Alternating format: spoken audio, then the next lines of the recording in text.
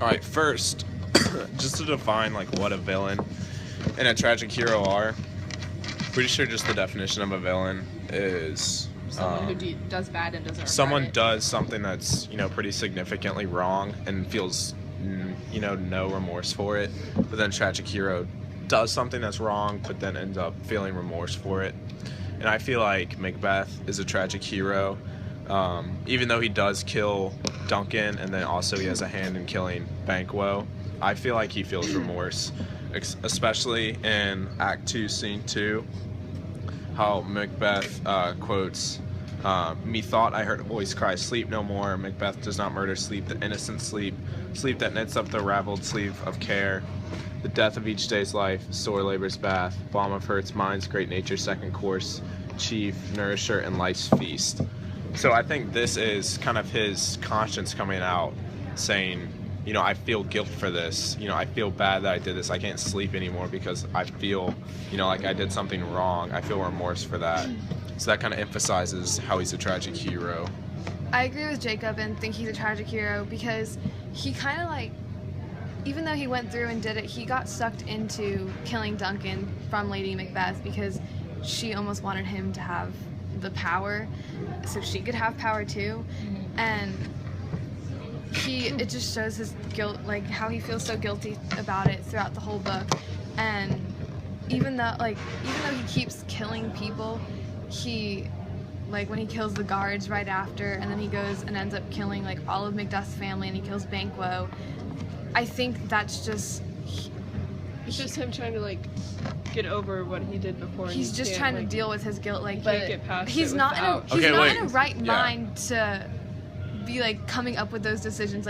He's just doing it. And wait, real in quick, the spur of the moment. More tragic hero, I guess, quote, at the Banquo banquet, he feels, I think just his whole visualization, he obviously, the ghost of Banquo wasn't actually there. I'm pretty sure it was him imagining that.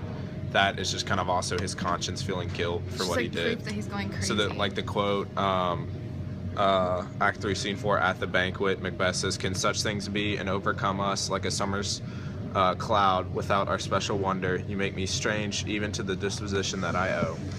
When now I think you can behold such sights and keep the natural ruby of your cheeks when mine is blanched with fear."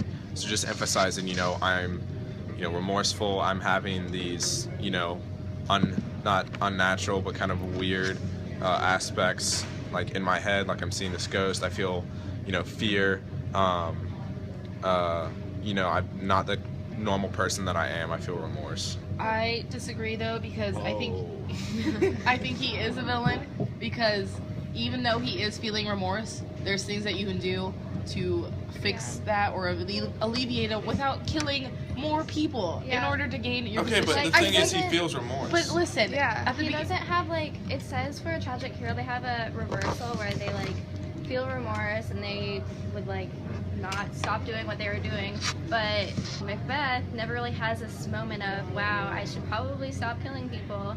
And he continues to gain. He feels remorse for killing Duncan by killing Banquo. He doesn't. That's what he does. He feels so much remorse and gets so much guilt that he can't think right, and I think that's why he. But also, Lady Macbeth didn't think right either, and what did she end up doing? She ended up killing herself, and she did not go out and kill more people in order to get a higher position with Macbeth. Instead, she could not take it, and what she ended up doing, she ended up. I think they just have different ways of dealing with it. They're dealing with it shouldn't be. It's not killing people. But don't you think it's villainous to deal with it in a way that you're killing more people? Well, I feel he feels remorse for, I guess, just this desire inside him that he doesn't really want, which is also being influenced by outside, influences. But he also goes to the witches to find a prophecy because he's trying to find out if he will continue to be king and when's going to be the downfall. He finds all this out, and the only time he stops is when he's basically caught up in he knows the prophecy's coming true because of bloody child. That's when that's the only time he stopped. He's still fighting. He's not going to give up. Even at that point when he realizes he's probably going down. Yeah, so even then, he's not, regretting his actions because he's fighting despite the fact that he knows that this is all wrong.